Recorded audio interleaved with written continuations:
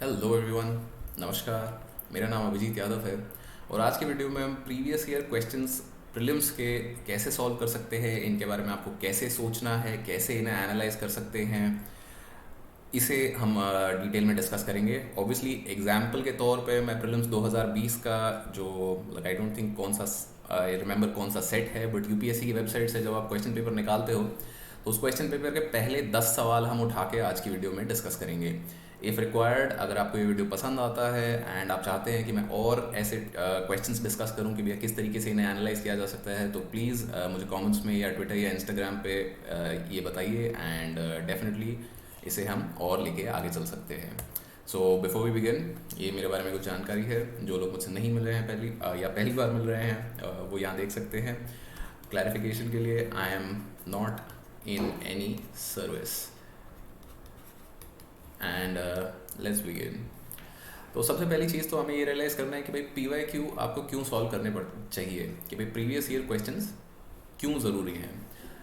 एक standard set होता है कि भाई आप कोई टेस्ट सीरीज सॉल्व कर रहे हो तो मतलब आपको कभी ये डाउट हो सकता है एक पॉइंट के बाद कि क्या ये टेस्ट मेकर को पता है कि भैया क्या स्टैंडर्ड होता है यूपीएससी का। Is the question good, is the question bad. मतलब ये जब नंबर कम आ रहे होते हैं तो ऐसे काफ़ी सवाल उठते हैं। But with previous year questions आपको पता है कि भाई दिस इज़ द स्टैंडर्ड। क्यों? क्योंकि ये यूपीएससी ने ही सवाल पूछे हैं एंड इस पे कोई डाउट नहीं है, क्योंकि पेपर के अंदर बैठ के आप यूपीएससी से सवाल नहीं कर सकते कि आपने ये सवाल कैसे दे दिया। आपको सवाल आ गया है, आप प्रीलिम्स में बैठे हो, आपको ये सॉल्व करना है एंड दैट्स इट। दूसरी चीज़, पीवाई क्यू सॉल्व करना इंपॉर्टेंट है because obviously practice makes perfect. जितनी ज़्यादा आप प्रैक्टिस करोगे इस स्पेशली प्रीलिम्स के लिए, उतना आपके लिए ये आसान हो जाएगा। एंड फाइनली एग्ज़ाम माइंडसेट में आने के लिए कि भाई जब आपको पता है कि ये जो सवाल आप सॉल्व कर रहे हो these are gold standard. Gold standard माने कि भाई ऐसे ही सवाल आएंगे। एंड गोल्ड स्टैंडर्ड के अलावा आप प्रैक्टिस बढ़िया कर रहे हो तो एक आखिरी चीज़ जो आपकी बन जाती है वो ये है कि भाई एग्ज़ाम माइंडसेट का थोड़ा बहुत आपको पता चलता है कि भाई क्या अगर ऐसा सवाल टाइम कंस्ट्रेंट में प्लस एग्ज़ाम डे के स्ट्रेस में आपको आता तो क्या आप उसे सॉल्व कर पाते। जब आप रेगुलर बेसिस पे पीवाई क्यू से प्रैक्टिस करते हो तो एग्ज़ाम माइंडसेट आपका थोड़ा इम्प्रूव हो जाता है। क्यों? क्योंकि आपने हाई लेवल हाई स्टैंडर्ड के सवालों को सॉल्व किया है regularly, you have attempted them successfully, आपने उन्हें समझा है। एंड जब आप उसे समझ पाते हो तो यू गेन कॉन्फिडेंस। एंड जब आप कॉन्फिडेंट होते हो तो ऑब्वियसली आपका एग्ज़ाम माइंडसेट इम्प्रूव होता है। So let's begin. हम 10 सवाल उठाएंगे प्रीलिम्स 2020 से, प्रीलिम्स 2020 सीएसई का। एंड इनको हम देखेंगे कि भाई इसे कैसे एनालाइज कर सकते हैं, ये सवाल कहाँ से था, स्टैटिक से था या करंट अफेयर्स से था, एंड किस तरीके से हम इसे समझ सकते हैं। तो पहला सवाल कि भाई कंसिडर द फॉलोइंग स्टेटमेंट्स। अब एक तो बड़ी चीज़ है कि भाई इन्होंने ये पूछा है कि करेक्ट स्टेटमेंट्स बतानी है, तो यहाँ पे आपको जो ये वर्ड दिया है इस पे भी आपको ध्यान देना चाहिए कि भाई ये करेक्ट स्टेटमेंट पूछी हैं आपसे, इनकरेक्ट स्टेटमेंट पूछी हैं। क्योंकि जो जल्दी में हड़बड़ी में सवाल करते हैं तो वो कभी कभार उल्टा पढ़ लेते हैं कि भाई यहाँ इनकरेक्ट लिखा था, आपने बस यहाँ तक पढ़ा और करेक्ट स्टेटमेंट नीचे मार्क कर दी। तो avoid being in a rush, कि मतलब भागो मत, सवाल को आराम से पढ़ो, आपके पास टाइम है। प्रीलिम्स में एटलीस्ट इतना आपके पास टाइम होता है कि आप आराम से सवाल पढ़ के उसके साथ थोड़ा टाइम स्पेंड कर सकते हो। So let's begin. Aadhaar Meta data can not be stored for more than 3 months. तो यहाँ पे इस चीज़ पे आपको ध्यान देना है। क्यों? क्योंकि उन्होंने अगर कोई टाइमलाइन दिया है तो यहाँ पे कभी कभार गेम होता है कि भैया 3 महीने शायद ना हो, ये मे बी शायद 6 मंथ्स हो, 6 मंथ्स हो या 1 ईयर हो। तो जब भी ऐसा कुछ होता है तो इस चीज़ पे आपको ध्यान देना है। सेकंड, स्टेट के not enter into contract with private corporations for sharing of Aadhaar data.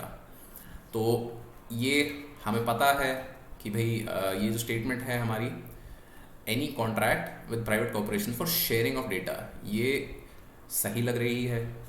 क्यों? क्योंकि आधार पे प्रिवेसी पे काफ़ी डिबेट्स चले थे and direct sharing Aadhaar data की काफ़ी एक क्या बोलते हैं कोर इशू है which deals with the right to privacy. And right to privacy जैसा कि हम जानते हैं कि भाई कॉन्स्टिट्यूशन बेंच ने बोला है it is a fundamental right, right. तो फंडामेंटल राइट्स के लिए उल्लंघन करने के लिए शायद ये ना हो, right. Finally Aadhaar is mandatory for obtaining insurance products. तो यहाँ पे आपको इस शब्द पे ध्यान देना है, मैंडेटरी। जब भी ऐसे शब्द होते हैं कि मैंडेटरी है या ऑल है या ओनली है, तो इन शब्दों पे आपको खास ध्यान देना चाहिए। And finally again Aadhaar is mandatory for getting benefits funded out of the consolidated fund of India. तो इस सवाल के बारे में जब हम सोचेंगे तो हमें बहुत सिंपल सी चीज़ें यहाँ पे देखनी है कि कौन कौन सी स्टेटमेंट हमारी सही है। तो ये स्टेटमेंट 3 महीने की है, क्या है नहीं है। अब पहले देखते हैं हम कि क्या हम इसे एलिमिनेशन से इस सवाल को कर सकते हैं। तो एक बहुत सिंपल सी स्टेटमेंट जो मुझे लग रही है कि सही होनी चाहिए वो है ये कि भैया state can not enter into contract with private corporations for sharing of Aadhaar data. Why? Because Aadhaar data is personal and personal data जो है आपका वो आपका प्रिवेसी के अंडर प्रोटेक्टेड है। तो if the state is collecting it they can not share it without your consent. अब ये कंसेंट वाले जो नॉर्म्स हैं ये अभी लागू नहीं हुए हैं, बट इस पर काफ़ी डिबेट चल रहा है। तो जाहिर सी बात है कि भाई इस तरफ जाना थोड़ा अभी के लिए मुश्किल होगा। तो ये स्टेटमेंट मुझे सही लग रही है। बाकी स्टेटमेंट्स के बारे में मुझे कुछ नहीं पता है। तो अगर ये सही लग रही है तो भाई ये वाला ऑप्शन मेरा एलिमिनेट हो जाता है, ये वाला ऑप्शन मेरा एलिमिनेट हो जाता है। सिर्फ ये 2 ऑप्शन बचते हैं 2 and 4 एंड 1 2 3। नाउ एक यहाँ पे ये चीज़ है कि भाई Aadhaar is mandatory for obtaining insurance products. तो अगर आप न्यूज़ पढ़ रहे थे या आपने करंट अफेयर्स फॉलो किए हैं तो मतलब काफ़ी 2020 में इसके बारे में कॉन्वर्सेशन चल रही थी कि किस किस चीज़ के लिए आधार मैंडेटरी हो सकता है। तो जितना पता चला था वो ये था कि भाई बैंक अकाउंट के लिए आधार मैंडेटरी नहीं है, आधार मैंडेटरी नहीं है, बट बैंक अकाउंट के लिए पैन मैंडेटरी है एंड पैन को आधार से लिंक कराना मैंडेटरी है।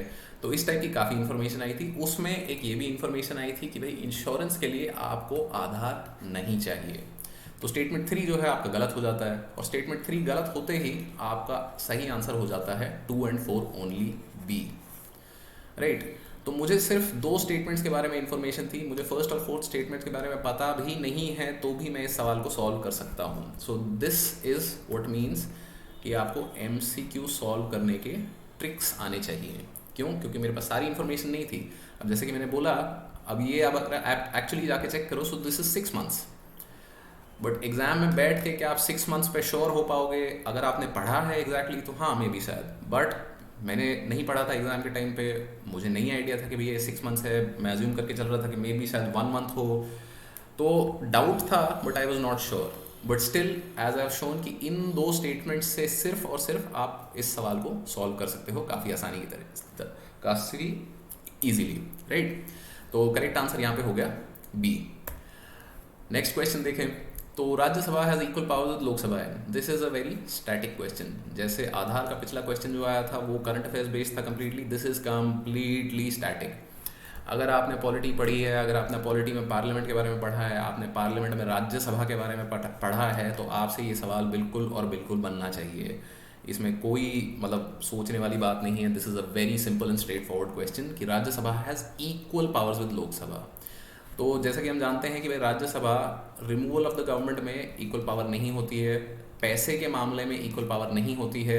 2 ऑप्शन रह गए in the matter of creating new all India services. तो इसमें Rajya Sabha has more power.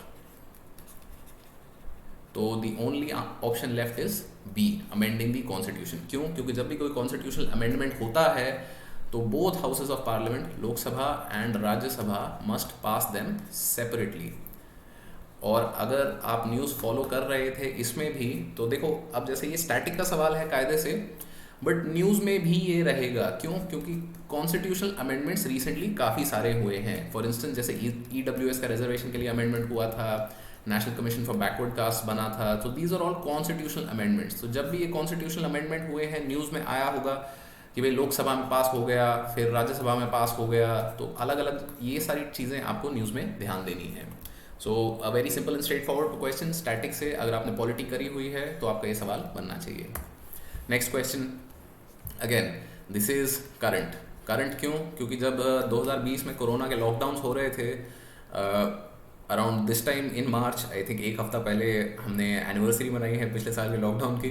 And तो उस टाइम पे क्या हुआ था कि भाई एमपी लैड स्कीम जो है, MP local area development scheme जो है, इस स्कीम को सस्पेंड कर दिया गया था कि भाई इसके तहत आपको फंड्स नहीं मिलेंगे। तो जाहिर सी बात है कि ये एक बड़ी न्यूज़ थी उस टाइम पे, एंड इस न्यूज़ से सीधा सीधा आपका सवाल बन गया। तो अब सवाल को देखते हैं। एमपी लैड स्कीम के बारे में which statements are correct? Again correct या इनकरेक्ट क्या पूछा है, select the correct answer, right. तो देखते हैं कि भाई क्या स्टेटमेंट्स है। MP LADS funds must be used to create durable asset like physical infrastructure for health, education etcetera. Sounds okay. Specific portion of each MP's fund must benefit SC/ST population. Again, sounds okay.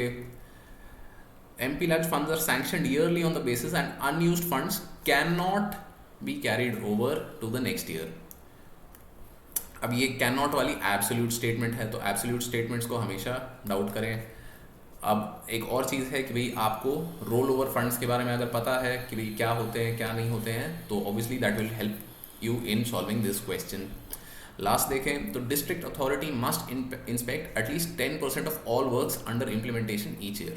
तो ये बहुत ही एक specific सा हो गया है, and इस statement के बारे में let's say I have no information कि मतलब ये 10% है या 15% है, तो इसके बारे में मुझे कोई इन्फॉर्मेशन नहीं है। तो क्या मैं बिना इस स्टेटमेंट के इस बाकी सवाल को सॉल्व कर सकता हूँ? तो बहुत सिंपल सी बात है कि भाई ये स्टेटमेंट सही लग रहा है, क्योंकि जब भी सरकार कोई खर्चा करती है तो सरकार हमेशा SC/ST पॉपुलेशन को ध्यान में रखती है कि भाई ये समाज के पिछड़े वर्ग में से हैं, एंड इनके लिए सरकार हमेशा कुछ ना कुछ एफर्ट करना चाहती है। तो दिस साउंड्स करेक्ट। तो 2 अगर सही है तो ये वाला ऑप्शन हमारा एलिमिनेट हो जाता है, right. MP LAD fund must be used to create durable assets, ये भी स्टेटमेंट सही है कि भाई एमपी लोकल एरिया डेवलपमेंट पे जब फोकस कर रहे हो तो स्कीम का पॉइंट ही ये रह जाता है कि you want to create long term value. तो this also sounds okay. Finally MP LAD sanctioned on the yearly basis and unused funds can not be carried forward to the next year. तो ये can not be carried वाला जो statement है ये गलत है। Again अगर आपने करंट अफेयर्स ढंग से किया होता 2020 में तो ये चीज़ न्यूज़ में थी काफ़ी ज़्यादा कि भाई एमपी लैड्स फंड जो होते हैं वो रोल ओवर फंड्स होते हैं। रोल ओवर फंड का मतलब होता है कि एक साल में अगर आपको 10 करोड़ रुपए खर्च करने का बजट था, आपने सिर्फ और सिर्फ 6 करोड़ उसमें से खर्च किए हैं, तो जो 4 करोड़ बच गए हैं वो अगले साल के 10 करोड़ में ऐड हो जाएंगे, माने कि अगले साल आपको खर्च करने को दोबारा उनका मौका मिलेगा। तो ये स्टेटमेंट आपका हो जाता है गलत। इस स्टेटमेंट के बारे में मुझे कोई इन्फॉर्मेशन नहीं है। स्टेटमेंट 3 अगर गलत होता है तो बी हमने पहले एलिमिनेट कर दिया था, ये हमने और एलिमिनेट कर दिया, तो आपके पास बच जाते हैं 2 ऑप्शन, 1 and 2 एंड 1, 2 and 4। तो अब आपको लेना पड़ेगा रिस्क। अगर आपको एग्जैक्टली ये पता है या नहीं पता है, जो कि बहुत सारे लोगों को नहीं पता था जब वो एग्ज़ाम देने गए, मुझे भी नहीं पता था, तो then you take a risk. अब जाहिर सी बात है कि डिस्ट्रिक्ट अथॉरिटी को कुछ तो इंस्पेक्ट करने को बोला गया होगा, वो 10% है या नहीं है आप श्योर नहीं हो सकते, तो you take a risk. 50% chance है आपका, क्योंकि आपने 2 ऑप्शन एलिमिनेट कर दिए हैं, तो 2 ऑप्शन में से कोई भी आप एक रिस्क लो एंड उसको मार्क करके आगे चलो। Over here the correct answer is D कि 10% जो है सही है। 10% ही डिस्ट्रिक्ट अथॉरिटी को एटलीस्ट इंस्पेक्ट करने होते हैं हर साल, एंड जब ये फाइनली हुआ था उस पॉइंट पे, सो मतलब that's when people realised. So next question, very simple, very straightforward, static का सवाल है। अगेन पॉलिटी का, पॉलिटी के जब भी आप प्रीवियस ईयर क्वेश्चन देखोगे तो आप रियलाइज करोगे काफ़ी स्टैटिक से सवाल आ रहे हैं कि which of the following categories of fundamental rights incorporates protection against untouchability as a form of discrimination. तो अगर आपने फंडामेंटल राइट्स वाला चैप्टर पढ़ा है लक्ष्मीकांत में या डी वासु में या सुभाष कश्यप में कहीं पे भी, तो यू नो कि भैया इसका आंसर है राइट टू इक्वालिटी। बहुत सिंपल स्ट्रेट फॉरवर्ड स्टैटिक का सवाल है, बनना चाहिए। Next question, in India, again static, again polity, right. And बहुत ही सिंपल स्ट्रेट फॉरवर्ड सवाल है ये, ignore please. So separation of judiciary, तो सेपरेशन ऑफ पावर्स ऑब्वियसली बात है कि भाई काफ़ी जगह मेंशन होगा, अगर आपने पॉलिटी पढ़ा है तो सेपरेशन ऑफ पावर्स के बारे में काफ़ी बात होती है। तो सेपरेशन ऑफ पावर्स अगर आपको पता है, आपने स्टैटिक में पॉलिटी किया है, तो आपको पता है कि भाई इंडिया में separation of judiciary from the executive is enjoined by the directive principles of state policy, DPSP। अगर किसी को पता है किस पर्टिकुलर आर्टिकल में, which article of the constitution says कि भाई the state should endeavour to separate the judiciary from the executive, तो आर्टिकल का नंबर क्या है? अगर आपको पता है तो प्लीज़ मैं चाहूँगा नीचे कमेंट्स में लिख के आप बाकी सबके साथ भी शेयर करें ताकि सबकी नॉलेज बढ़े। सो next question, along with the budget the finance minister also places other documents before the parliament which includes the macroeconomic framework statement, जिसको आप बोल सकते हो इकोनॉमिक सर्वे। तो ये इकोनॉमिक सर्वे जो है इज प्रेजेंटेड बिकॉज इस इज मैंडेटेड बाय, तो सवाल ये है कि भाई इकोनॉमिक सर्वे क्यों पार्लियामेंट में प्रेजेंट किया जाता है? तो क्या आपको पता है कि भाई आर्टिकल 112 या 110 में क्या लिखा है? तो अगर आपने पॉलिटी पढ़ा है तो आर्टिकल 110 आपको पता है कि ये मनी बिल से डील करता है। तो ये वाला जो सवाल है ये आपका दो चीज़ों से रिलेटेड है, एक तो obviously static polity plus current affairs. क्यों? क्योंकि 2020 में अगेन कोरोना वायरस लॉकडाउन्स के चलते काफ़ी ज़्यादा डिस्कशन हुआ था FRBM एक्ट का। FRBM एक्ट यहाँ पे मेंशन है physical responsibility and budget management act. तो जब ये एक्ट काफ़ी ज़्यादा न्यूज़ में रहा है तो जाहिर सी बात है आपको भी इस पे इम्पोर्टेंस देनी है। आप इस पे इम्पोर्टेंस दोगे तो आप रियलाइज़ करोगे कि इस सवाल का भी बहुत सिंपल और स्ट्रेट फॉरवर्ड आंसर है प्रोविजंस ऑफ FRBM एक्ट। अगर आपने करंट अफेयर्स पे ध्यान दिया था 2020 में तो आपसे ये सवाल भी हो जाता। अब बाकी इसमें अगर ऑप्शंस हम देखें, अब जैसे इन क्वेश्चंस में जहाँ पे आपके पास नंबर ऑफ स्टेटमेंट्स नहीं है चूज करने के लिए, तो वहाँ पे एलिमिनेशन काम नहीं करता। क्यों? क्योंकि भाई it is a straight answer, 25% आपकी प्रोबेबिलिटी है क्योंकि एलिमिनेट आप कुछ कर नहीं पा रहे हो। बट अगेन अगर आपको आर्टिकल 110 के बारे में कुछ पता है तो मे बी शायद आप ये स्टेटमेंट एलिमिनेट कर पाओ, क्योंकि आर्टिकल 110 में 6 से 7 8 कुछ कंडीशंस दी हुई हैं कि भाई मनी बिल किसको बोलते हैं, और उनमें से ये physical macro economic framework statement के बारे में कोई नहीं है। तो ये वाला आपने लेट्स से कर दिया इग्नोर। तो A, C और D में अब आर्टिकल 113, अगर आपने 110 पढ़ा है, 112 देखा है तो 113 भी उसके आसपास ही है। Do you know what article 113 is for? If so please नीचे कमेंट्स में शेयर कीजिए। तो ये सारी चीज़ों से आप एलिमिनेट थोड़ा बहुत कुछ कर सकते थे, बट आपने करंट अफेयर्स किया था तो ये वाली चीज़ आपको काफ़ी आसानी से यहाँ पे पता चल जाती है। नेक्स्ट क्वेश्चन देखें, अगेन स्टैटिक पॉलिटी। तो जिन लोगों को ये वाला सेट मिला था फॉर प्रीलिम्स, उनका ऑब्वियसली पहले 10 सवाल जो बहुत ही, अगर ऑब्वियसली बात है उन्होंने तैयारी करी थी तो बहुत ही आसानी से निकल गए, क्योंकि स्टैटिक के सवाल जो पॉलिटी के सवाल बनते हैं उनमें आपका 80 to 90% एक्यूरेसी हमेशा रहनी चाहिए। क्यों? क्योंकि जो करंट अफेयर्स के सवाल हैं उसमें अगर आप 70% एक्यूरेसी से भी काम कर रहे हो तो भी चलेगा, बट पॉलिटी में आपको अच्छी एक्यूरेसी रखनी चाहिए। तो constitutional government by definition is a government by legislature. Legislature से होना ज़रूरी है? Not really. तो कॉन्स्टिट्यूशनल गवर्नमेंट बाय लेजिस्लेचर नहीं, ज़रूरी नहीं है। Constitutional government by definition is popular government. क्या पॉपुलर गवर्नमेंट होनी ज़रूरी है? मे बी, लेट्स सी क्या होता क्या नहीं होता। A constitutional government by definition is a multi party government. तो अगर आपको पता हो तो जो कम्युनिस्ट पार्टी ऑफ चाइना है, राइट, तो technically China is a one party state. वहाँ पे सिर्फ और सिर्फ एक पॉलिटिकल पार्टी है which is the communist party of China. But the Communist Party of China also has a constitution, right? तो अगर वन पार्टी स्टेट में भी कॉन्स्टिट्यूशन है तो क्या constitutional government multi party government होना ज़रूरी है? तो ये भी यहाँ पे नहीं लग रहा है।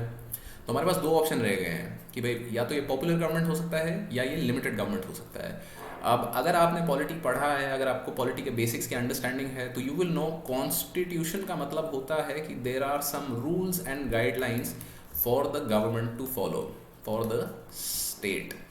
जब भी आपके पास रूल्स एंड गाइडलाइंस होती हैं तो you are limited, you can not do anything and everything. आपको कानून के तहत चलना पड़ेगा, कानून आपको संविधान में दिया हुआ है। तो constitutional government by definition is a limited government, right. तो एक ये और सवाल हो गया, मतलब सिंपल स्टैटिक स्ट्रेट फॉरवर्ड। अगर आपको पॉलिटी की समझ है कि भाई कॉन्स्टिट्यूशन किस हिसाब से काम कर सकता है तो करता है, तो आपको ये सवाल हो जाना चाहिए। Now other than fundamental rights, which of the following parts of the Constitution of India reflects the principles and provisions of the Universal Declaration of Human Rights?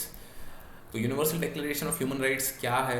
Universal declaration of human rights basically UN charter जिसको बोला जाता है। UN जब establish हुआ था तो भाई कुछ basic declaration of human rights करे गए थे, तो वो इंडियन कॉन्स्टिट्यूशन में फंडामेंटल राइट्स के अलावा और कहाँ कहाँ पाए जाते हैं।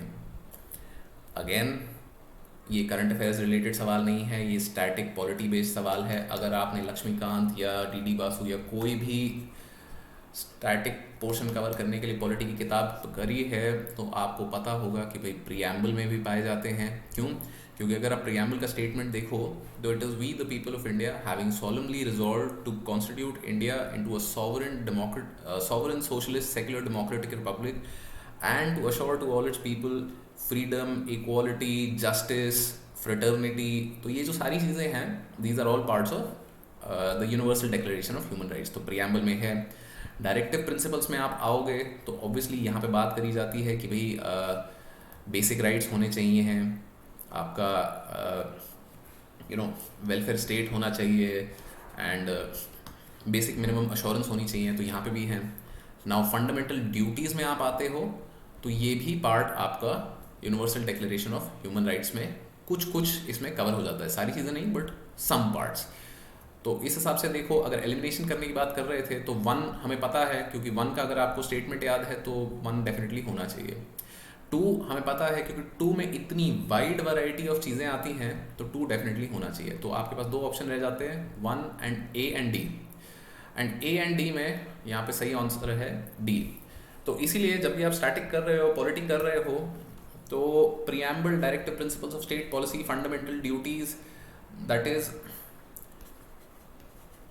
सेक्शन, या इसको बोलते हैं part 3, part 4 and part 4A of the constitution आपको काफ़ी डिटेल में हमेशा करना चाहिए। तो पार्ट 3 आपका है फंडामेंटल राइट्स, पार्ट 4 है आपका डीपीएसपी एंड पार्ट 4A है आपका फंडामेंटल ड्यूटीज़। तो इन पे हमेशा ध्यान दो।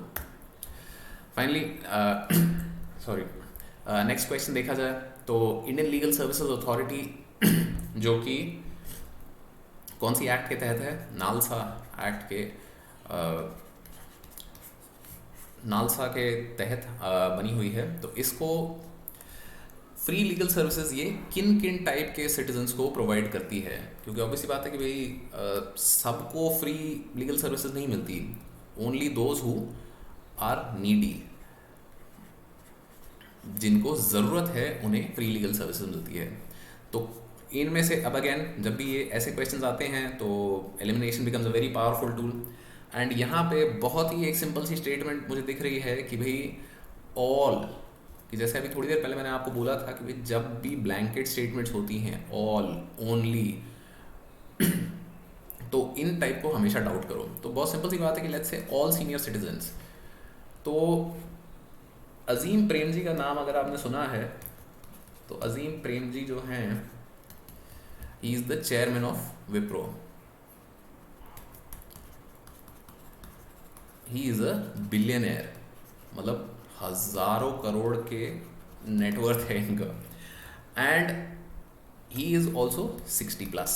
तो 60+ करके मतलब अजीम प्रेम जी एक सीनियर सिटीजन हो गए। क्या आपको लगता है कि भाई अजीम प्रेम जी को फ्री लीगल सर्विसेज प्रोवाइडेड होंगी?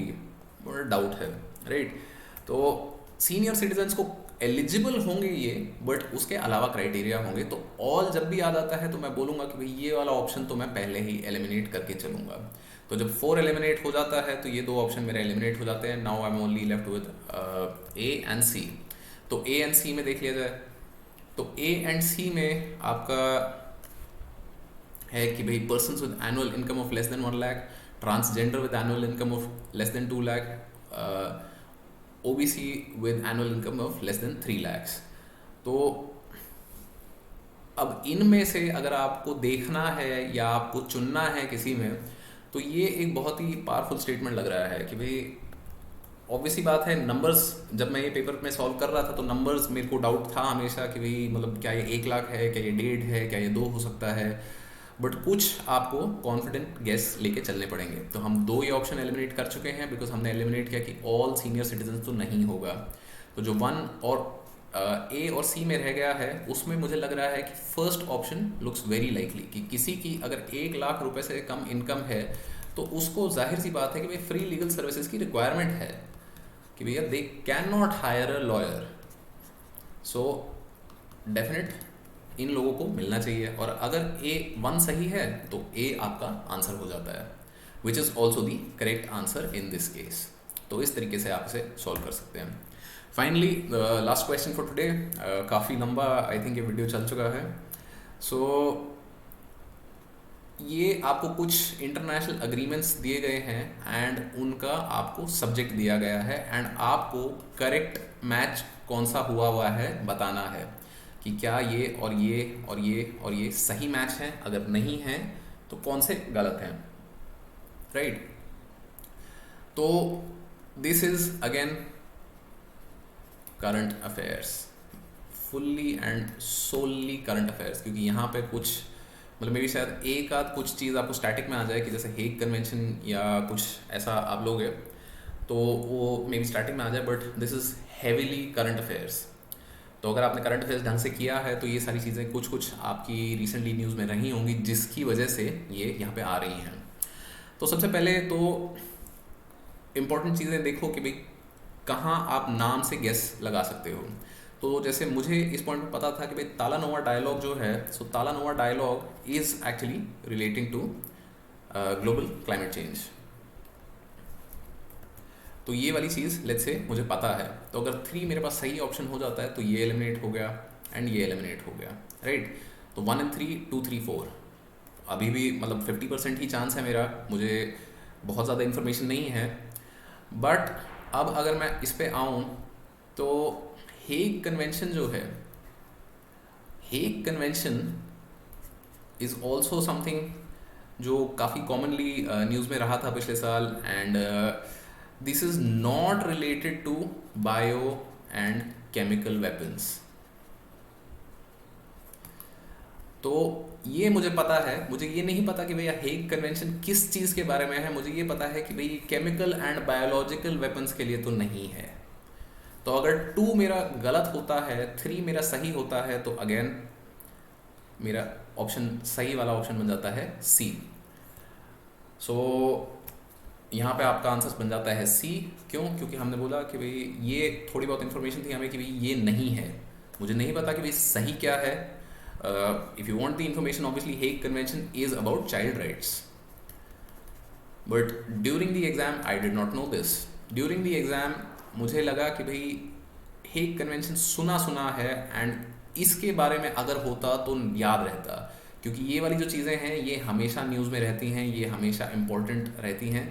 तो अगर ये इस पे नहीं है तो जाहिर सी बात है ये गलत है। एंड तालानोवा डायलॉग मुझे पता था, क्यों? क्योंकि ये काफ़ी टाइम से न्यूज़ में है एंड इसके बारे में बार बार बात होती रहती है। तो 1 and 3 इसके हिसाब से मैं कर पाया। क्यों? क्योंकि मैंने बताया कि भाई 3 सही है एंड 2 गलत है, तो इसके हिसाब से सिर्फ और सिर्फ ये आपका ऑप्शन बच जाता है, right. So that's it for today's video. I hope आप लोगों को पसंद आया कि भाई काफ़ी आज हमने एनालिसिस कर लिया, ऑल्दो पॉलिटी हैवी एनालिसिस था ये। इफ़ यू वांट हम और ऐसी वीडियोस आगे कर सकते हैं, एंड डेफिनेटली अगर आपको चाहिए कि भाई ऐसी और मैं वीडियोस बनाऊं तो प्लीज़ ट्विटर या इंस्टाग्राम या नीचे कमेंट्स में मुझे इस बारे में बताइए। Please like share subscribe and thank you for watching.